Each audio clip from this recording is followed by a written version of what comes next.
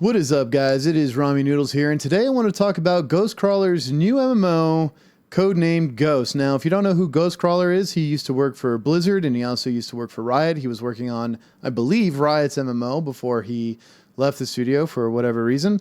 And yeah, he's making a new MMO. I've already watched the video a couple times just to collect my thoughts, but we're going to go through it, and I'm going to list out my thoughts as we are watching this new...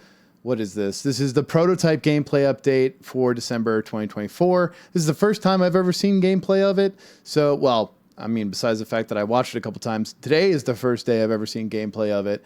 And so we're going to just jump into it and talk about that. Hello, I'm Greg Street. I'm the studio head for Fantastic Pixel Castle. We are making a fantasy MMORPG codenamed Ghost. One of our studio's values is to partner with players. So as we approach the end of 2024, we want to show you what Ghost currently looks like and where it's headed. Now, you may not be used to seeing a game quite this early. AAA games almost never show gameplay until they have a lot of art in place. We are going to show you actual players playing the game, but a lot of temporary Unreal Marketplace content. You're going to see some rough edges. But if we don't show the game early, we won't have sufficient time to react to your feedback, so we're pulling off the Band-Aid today. So my first problem with this is democratic game design. I think it requires very, very, very smart people that are far above average intelligence to make a good, innovative MMO. I just think that is the case. I think that Amazon successfully launched into space before successfully making an MMO. And I think that Michael Jordan on the Bulls is a different team than the Bulls without Michael Jordan. The people matter a lot. And so so far, like having player feedback, you can just go on Reddit and read feedback for various different games and seeing how incorrect the population can be and what gets upvoted, especially for games like League of Legends or Dota 2. People's opinions generally are sometimes the perceived way things are is not exactly how they are. So yeah, I'm not in agreement with this. It shows, I don't even know what the vision of the game is really. I read some website stuff and it just seems like another WoW clone.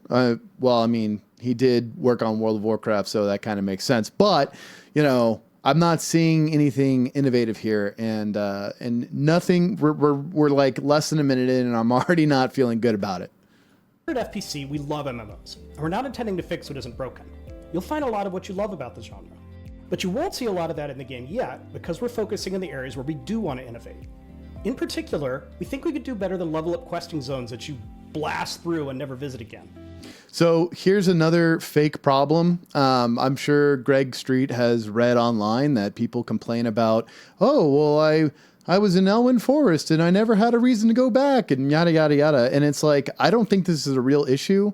I think this is players complaining just to complain about something. This is such a not real issue that I don't think I've ever met, or I don't think there's anybody out there who plays a game and thinks, you know what, I'm going to quit because there's no reason to go back where I was when I'm level 10 now that I'm level 70, you know? Like that doesn't exist. I don't think anybody looks at a game and thinks to themselves like, you know, I'm not going to play that game because there's no reason to go to the newbie areas in the late game. I don't think I've ever seen that. I don't think it's a real problem. I do think people have probably looked at earlier areas and said, hey, you know what? It'd be really cool if that space was utilized for something instead of it just being there, you know, but so this doesn't feel innovative, doesn't feel like it's a real problem. Plus, this problem actually has been solved by other games, specifically sandbox games. And the two I'll list off are Star Wars Galaxies and Albion Online. And both of those games fix that problem with their resource systems. You always have a reason to go to these earlier, not so dangerous areas because the resources are still really, really relevant and important to the late game. And that is something that fixed that issue. You always find players in Mos Eisley or around Mos Eisley or around Theed. You know, these are like typically starter areas in Star Wars Galaxies. And you'll always find people in the blue zones harvesting resources in Albion Online, which is where all the noobs start off at. So it's like, this isn't a real problem, and it's a problem that's already been solved. So I guess we'll just keep watching the video and I'll keep talking more about it. In Ghost, you'll move among 3 different types of zones as you level up and for Endgame. The Central City, private blue zones that are different every time, and public red zones that are handcrafted. Our central social hub is the last bastion of civilization, a city floating amid a drift of the remains of the world. It is here you will need to help rebuild after some really bad things happened in the recent past. When you look up into the sky, you could see thousands of floating shards, each offering the promise of a new adventure. Our city, as in many MMOs, is the social hub, but currently it's just a place where you group up before heading out into the shards. You'll see playtesters choose some pretty generic classes in-game. For our prototype, we built placeholder versions of a tank, melee, ranged, and a healer. Eventually, you plan to have many classes, including some that are pretty out there. Now it says including some that are pretty out there, and yet I know this is just concept art and this isn't implemented in game yet, but none of this really looks like, this aesthetic doesn't really catch me. It doesn't like strike me as super original. I mean, we've got a bard, like this looks like Sona almost from League of Legends, but with a harp instead of a piano. We've got Storm from X-Men. We've got Shen from League of Legends. We've got Akali from League of Legends. We have your Desperado type character. And then you've got like the crazy cat lady with whose cats happen to be made of magic or something. You know, like it doesn't really strike me as unique aesthetically. It doesn't really strike me as, the art style doesn't strike me as unique. It just kind of seems honestly like generic fantasy kind of thing. It doesn't, there's nothing really impressive going on here. And I'm not meaning to just dunk on people for the sake of dunking on people, but I am like, if you're going to say really out there, you should bring me something that is truly out there that doesn't make me feel like I've seen it before. This, I mean, aside from, I think the most unique thing is this magical cat. And even then, I'm not really sure if I've not seen this before. I feel like I almost have. I mean, we've seen all sorts of things with like magical creatures, but like the cat on the hand, I guess, throws me off a little bit. And maybe that's why it sticks out to me the most. But yeah, the art style doesn't pop. After players have grouped up, they'll head off to different blue zones. Blue zones are designed for small groups, ideally you and your friends. They're different every time, meaning you won't know what combination of enemies, allies, and objectives you'll get, or even what the map will look like. They emphasize exploration. This kind of looks fun, like the movement options. Movement options are always really cool, but I mean, movement options have been pretty much nailed by now in a lot of different games, so it's not exactly innovative to have it in an MMO. In blue zones, the focus is on you. If you kill a boss, it stays dead. If you find a treasure chest, it's yours to take. There aren't other players around, except for those you've invited. While our blue zone game I don't know why the boss staying dead is like a huge thing. I mean, I guess for like a persistent instanced or whatever thing, it's you know, I guess that's unique. But at the same time, if you find a chest, it's yours to take. Like, yeah, there's a chest in like every dungeon that's mine to take of like every MMO ever. So I don't know why that was a selling point. I don't know why that was brought up. It has a lot of placeholder art. Shards and Ghost are from diverse biomes, and we want to show you concept art for one of these biomes that we've named the Witchwood. Again, this concept art, it looks cool, like it's serviceable, okay? This is serviceable. If I play a game and this exists, cool, but it doesn't really pop out to me as like super unique, super interesting. I feel like I've seen it in another game somewhere. And given this perspective, I almost feel like I've seen it in an action RPG of some sort. Our design is to evoke the spooky pine forest of Northern Europe. I describe it as Midsummer Night's Dream meets Baba Yaga. Each blue zone will have a main objective and several optional objectives. Let's read some of these objectives here. Mavinia's lieutenant is staging an invasion of the shard. Deactivate the mana harvesters powering the Black Knight's protective shield, then slay him. Deactivate all mana harvesters simultaneously. Slay the mimic of unusual size. Slay the deranged Ent exile, which this kind of does look like an Ent, so it's probably what they're doing. Find discoveries, get XP for it. Okay, I mean, this is generic MMO stuff. It doesn't really, these goals are not like popping out to me right now. which your group can complete in many different ways. In addition to the RPG staple of fighting, you can talk to NPCs. What does talking to NPCs mean? I mean, it looks like it says elemental essence, 5 out of 2, hold F to purchase. You're talking to NPCs? I mean, I talk to NPCs in every MMO, it feels like, except Albion Online. like that feels like I don't understand what does talking to NPCs entail? You know, is it like a CRPG? Is it like Star Wars Old Republic? Like, okay, then all right, that's interesting. But is that what's going on here? I don't know. There's like no details. Gather resources. I gather resources in New World, gather resources in World of Warcraft, gather resources in Guild Wars 2, gather resources in Star Wars Old Republic, gather resources in Star Wars Galaxies, and so on and so forth. This is not something that is like super, like, okay, all right, it's an MMO, we get it. All right, I get it. Where's the sauce? Where's the special sauce? Or build structures to help accomplish your goals. Building structures in what appears to be a sandbox-like fashion. Okay, that's pretty cool. That is unique, right? Sort of. I mean, we do have Enshrouded, and Blue Zones sound a lot like you are just taking Enshrouded or Valheim and throwing it together, you know? So I guess that's sort of unique, but I'm really curious as to see how far that goes.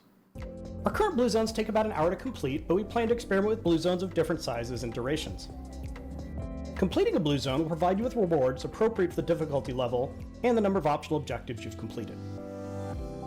Once the smaller groups of players complete their Blue Zones, they gather back at the city and group up for a more epic challenge, a Red Zone boss. While Blue Zones are private for you and your friends, Red Zones are more traditional MMO areas, where you'll see lots of other players, including strangers, and the challenges you'll face benefit from having larger groups. Red Zones are... Now, that kind of already exists in ESO. You have world bosses you can take on that are kind of static or whatever. In Guild Wars 2, you have meta events. I think this is actually probably the best open world group content that I've seen thus far, aside from just like a giant boss spawns in a player city of some sort, or a city where there's a bunch of players and everybody's got to kill it. The meta events actually require a lot of coordination and players organizing and talking to each other. They're having actual raid leaders on the fly and saying, you guys go over here and do this, you guys go over here and do that. And you know, that just seems like, okay, we're just implementing something cool from Guild Wars 2. They're handcrafted and intended to be epic and dynamic. Assuming they do it as well as Guild Wars 2, because I think a lot of games have like open world bosses, but I don't think any game has done it probably as well as Guild Wars 2 has, in my opinion. Geography of the zone itself will be the same on every visit. Everything else, from objectives to NPC locations, may change frequently. So the the red zones are going to stay static in terms of how they look. And I guess you could consider it level design or the map or whatever. But the NPCs and objectives and I guess maybe quest mobs and all that stuff will change. This doesn't feel to me like it's all that special. I mean, I guess that's cool, but it doesn't really stand out to me as something that's like a flagship feature. Like this is what's going to sell you on our game. I'm not feeling sold right now. And that's because it kind of goes back to like, okay, if we have these red zones that are like end game content where you're grouping up with tons of other players that are like raids and stuff, how is that any different really from just having kind of like a randomizer for an already existing like raid in a different game? I mean, I guess that's kind of what I'm thinking here. Yeah, so it doesn't, okay. In Ghost, the main story will take you back and forth between red and blue zones, and as you reach endgame, you can decide which kind of map makes the most sense for you based on the rewards you're seeking. The red zone experience you'll see here is very abbreviated. It's just players grouping up to kill a challenging world boss, but it does require the group to coordinate, heal, and deal with adds. While it's still very early, in this footage you're seeing some of the team's artwork and get a better idea for what the game will look like when it's done. We're big fans of Dungeons and Raids, and the artwork looks serviceable. It doesn't look bad. Okay, that's the good thing. It does not look bad. If your game looks bad, it's gonna attract a lot of ire from players. But it looks fine. Okay, I'm just saying it doesn't look, but it's not exactly catching, is what I'll say. definitely be part of Ghost, along with Endgame blue and red zones. And now that the boss has fallen, we wrap up our playtest with another important step. We ask all of the participants for their feedback about what's working and what's not quite there yet. This will inform the next round of work we do on the game. So yeah, we aren't here to announce a release date. We still have a few years to go, but we also hope we can move faster than traditional MMO development. It's cool that they want to go faster than traditional MMO development. You know, I'm all for that. But one of the problems I think World of Warcraft created is, a lot of people, especially in the sandbox MMO world, that people who enjoy sandbox MMOs, such as myself, they talk about the hand-holding that World of Warcraft does, that the theme park MMOs are on rails and they just hold your hand the entire way through. And in a way, I feel like that's also true to what World of Warcraft has done to game development, is that people look at World of Warcraft and they think, I want to be like that. I want to be successful, or I enjoyed WoW and I want to do my own little spin on it. And they kind of get their hand held by the game design of World of Warcraft, and they go on rails, and it's a formula. They make their own MMO that's exactly like World of Warcraft to some degree, with a lot of little deviations here and there, but not enough to actually like make their game stand out. I mean, there's been a ton of World of Warcraft clones that have just failed outright, and the ones that remain deviated enough to actually make it, but there's not that many of them. So there's Final Fantasy XIV, which I think is carried by its IP. Honestly, I don't see it as greater than World of Warcraft. There's ESO, Elder Scrolls Online, which has actually some unique things, but ultimately it is kind of World of Warcraft. Its combat is different, sure, but whatever. And then there's Guild Wars 2, which is, it did something innovative, like the mount system I thought was pretty cool in comparison to every other MMO's mount system. And then World of Warcraft was like, hey, you know what? Dragonflight, we're going to take that too. So I don't really see it as innovative. I'm not sure why this is the flagship features that they're trying to show off. Maybe there'll be more down the line, but currently I'm not sold on it. And it is a little disappointing because I keep feeling like people are trying to remake World of Warcraft, and I'm afraid you're not going to make it as World of Warcraft. You're not going to copy World of Warcraft and succeed, even with your own little spins on it. Like maybe you can get by if you have like really, really, really fun combat, and I think that is something people look forward to. But World of Warcraft's combat, in my humble opinion, has improved over time. Like I really enjoy modern WoW combat versus like classic WoW combat. And that's fine. That's an opinion. That's my own take on it. But that's just the combat. I'm not talking about the rest of the game. So I don't see how people are going to keep making World of Warcraft clones and make something actually successful. It's kind of like getting into the toilet paper industry. You are making your own toilet paper and you're like, well, why should I buy your brand of toilet paper versus the one I've already been buying? And it's like, well, my toilet paper's orange instead of that white stuff you've been using. And at the end of the day, you need to stop using toilet paper and start using a bidet. Bring it down. Like the big toilet paper doesn't want you to know about bidets because, systemic wipe supremacy keeps big toilet paper in business. Anyways, that's my take on the game. So far, disappointed. Not looking forward to it. Am looking forward to hearing more if there's something innovative, if there's something creative. But so far, it feels like the creativity and MMO building is pretty much dead for most studios. And thanks for coming to my TED Talk. That's all I had to say. This is one man's opinion. I am Ramen Noodles, and I'll catch y'all later. Peace.